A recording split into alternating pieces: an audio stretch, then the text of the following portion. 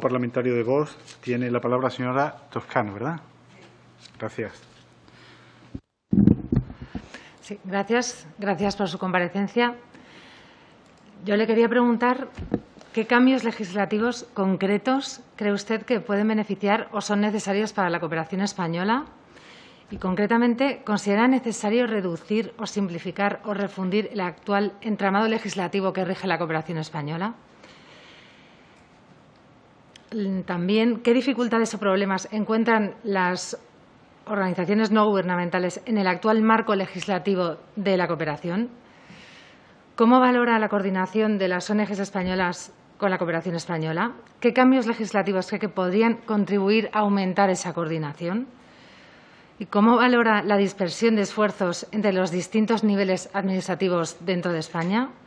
¿Cómo afecta esto a las ONG españolas? Y como ha hablado de la baja influencia de la cooperación española, me gustaría que si me pudiera explicar a qué causas cree que se debe. Muchas gracias. Gracias, señora Toscano. Continuamos. Tiene ahora la palabra Vox. Tiene la palabra el señor Sánchez del Real. Muchas gracias, presidente. Muchas gracias, señora Blanco. Gracias por su comparecencia. La verdad es que debo agradecerle que varias de las preguntas que teníamos preparadas en el grupo las ha contestado usted en su intervención, lo cual es de agradecer porque nos ha dejado claro algunos de los elementos, sobre todo de análisis de la situación, ¿no? Ahí le felicito y da gusto. A ver, aquí tenemos un dilema. Debo marcarle la posición de nuestro grupo. Es este triángulo de las Bermudas entre lo público, las ONGs y la empresa privada, que es un trípode, debería pasar de un triángulo de las Bermudas a un trípode necesario en el que todos se apoyan en los otros, pero vemos que evidentemente hay ineficiencias. Probablemente no se hablan los mismos idiomas, no se hablan los mismos lenguajes a la hora de entender las cosas, y lo que hay que entender es que cada uno puede tener orientaciones. Evidentemente ustedes son empresas y tienen una orientación basada en sus principios, en sus visiones, sus valores. Las ONGs tienen otras y, sobre todo, lo público debería ser de todos y debería ser el que precisamente facilite la incorporación de unos y otros a un proyecto exterior de España. Me quedo preocupado con un par de cosas que ha dicho usted, que ahondaremos en la información. Por cierto, el informe que ha enviado, creo que ha dicho que había enviado un informe, unas recomendaciones. ¿Son las del Consejo o ha enviado usted específicamente unas? Me la aclara luego, pero en todo caso sí que tenemos mucho interés en verlo si fuera un documento nuevo.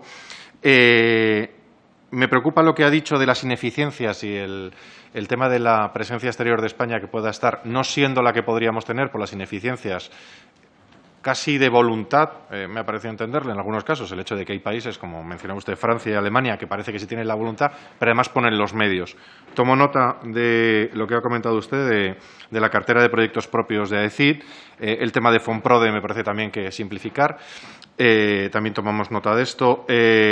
Y de estas ineficiencias me gustaría que vayamos a solucionarlas. Por la parte legislativa, nosotros entendemos que hay mucha vorágine creadora de norma, y es si usted tuviera que eliminar normas o cuáles fusionaría o cuáles convertiría en una única norma para poder, que creo que es el objeto de esta subcomisión en cierta manera, pero cuál sería. Y me sumo a lo que decía otro grupo antes, lo llamaría esa carta a los Reyes Magos. ¿Cuáles serían las tres cosas que usted quitaría? Yo diría, no sé cuáles se pediría usted, que también, o pediría su organización, sino cuáles quitaría. ¿Cuáles son las que en este momento suponen un mayor obstáculo para la consecución de los objetivos? Primero, de la integración de las empresas en los proyectos de cooperación, en ese triángulo, en ese trípode que decía antes, pero por otro lado, para que también, pensando en España, ya no solamente si su visión de cómo España podría ser más eficiente, más eficaz en conseguir que todo lo que hace tiene una proyección exterior en positivo. Sobre todo me gustaría, lo ha dicho, ha pasado tangencialmente, ha ido a las soluciones, pero ¿cómo hacemos para que todas las empresas, no solo las grandes, para que todas las empresas españolas puedan estar integradas? Porque esto es evidente que esto va de la mano también de la internacionalización de las empresas. Esto ayuda, y no hay nada que no sea noble en la proyección exterior de las empresas. ¿Cómo hacemos esto también para la pequeña y mediana empresa y para la empresa, vamos a decir, no centralizada o no grande, institucionalizada, que es precisamente la que tiene aún mayores problemas en los proyectos, como usted decía? Me parece que es brillante la solución, lo que comentaba de ayudar, la liberación que se ha comentado también por parte de otros países, de ayudar a que el papeleo venga dado por el mismo Estado que crea el papeleo. Esa sería un poco también filosofía en la que estaríamos nosotros de acuerdo. Muchísimas gracias. Gracias, señor Sánchez del Real. Por el Grupo Parlamentario Popular tiene la palabra el señor Elordi. Gracias, señor Rubia.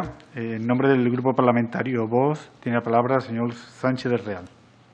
Muchas gracias, presidente. Muchas gracias por estar aquí.